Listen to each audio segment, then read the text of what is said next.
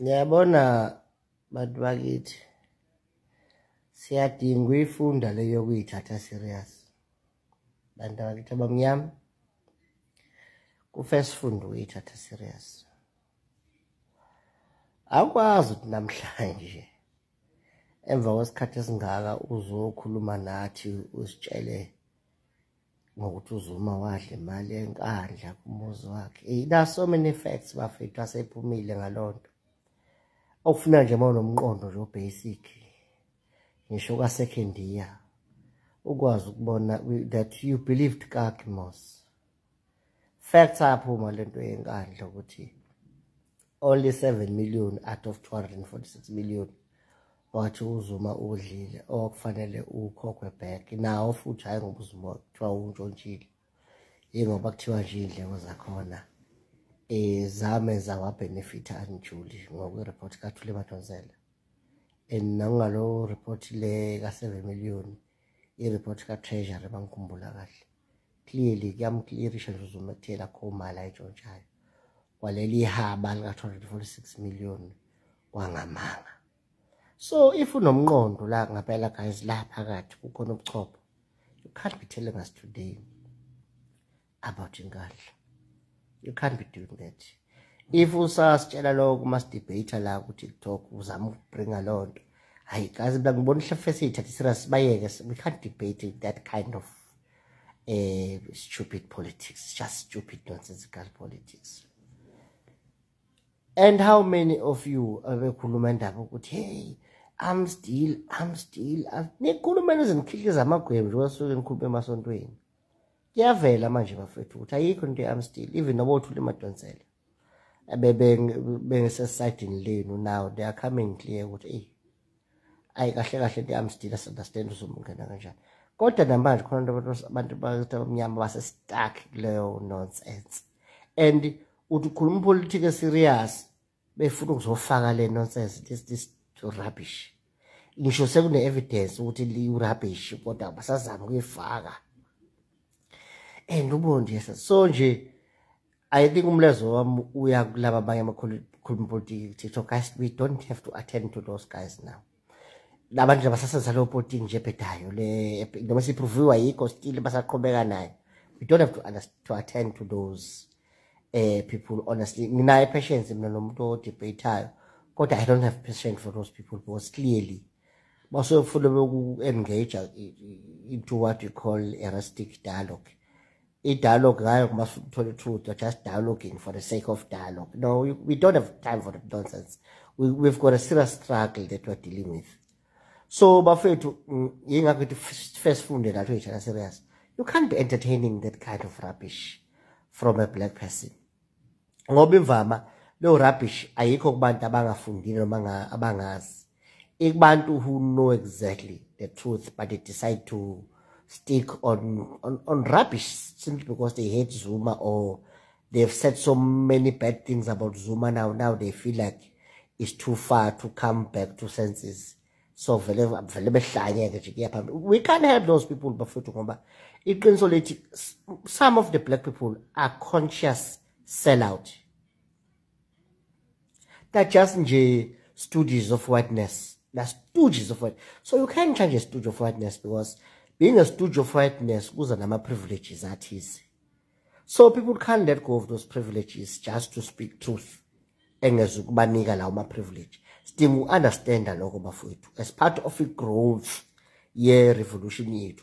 First as amongst ourselves. Sigcwele imhumheko, sigcwele ama sellout, into engadayisa ngisho abafazi bazo just nje to benefit lawo ma benefit bazowathola ngokudayisa umfazi. Bangadayisa nje amadodakazi abo. That's how nonsensical some of the black people are. We must face that. As fun. Some of us are really governed by the truth. Yebo njoba ngasho kwamanye ama-video. Mina mangathiwa kuphuma i-truth phela uZuma ngampela khona i-wrong azenzile. Mina ngamshintshela mina nginkohlisa. If une-proof kodwa. Iyona nje nghawo le ukuthi ngisho ngathini give me proof. Yabo nje khona izilimi namhlanje iduphunga futhi ngampela. Sakhuluma ngensolo kaZuma kodwa iphalaphala lamadola akhona abonakala lo Rambozo wavuma. Hayi bayikubona lokho kuphuma ngale. So sidinga ukumukela ukuthi hayi man. Kunemhumheko nje. Engeke sayilungisa abafethu. And on top of that, serious. You can't tell me today, usangafunda i-article, noma ubuka ividiyo impela kafikile Mbalula ekhuluma. Ulindeleni kufike Mbalula bafethu? Yipolitiki ngempela oyilindele lapha. Ngoba lo muntu uthweka ngolimi nje lwana. Uyathweka nje. Akho nto genuine that will pick from Mbalula. Similar to this Gaten Mackenzie. Ithange nje ubekhuluma certain things ngoRamaphosa. Sebemnika isikhundla manje. Usesitshela kumnandi inside. And that one he even came public and said, he's in politics for power. Yini usangayilalela Gaten Mackenzie esekutshele kahle ukuthi he's not real. He's just in for power. Umbonile shintsha phambi kwakho from speaking with passion in favor of transformation. Now athola isikhundla sakasport washintsha wayenye into. She's also talking. So why would you spend time listening to Gaten Mackenzie? Honestly. Ulindeleni. If ngabe ukuthi uzabuka ama video Gaten Mackenzie hayi noma usabuka speech sakhe, it means you are not taking yourself serious. You can't be listening to Gaten Mackenzie. He's not a serious real person. He's like a tracker for power and position. He has said it in this himself. So there are people bafethu ngempela ofuna uyibuza momlalelo ukuthi are you really self-respecting? Do you have your self-respect honestly?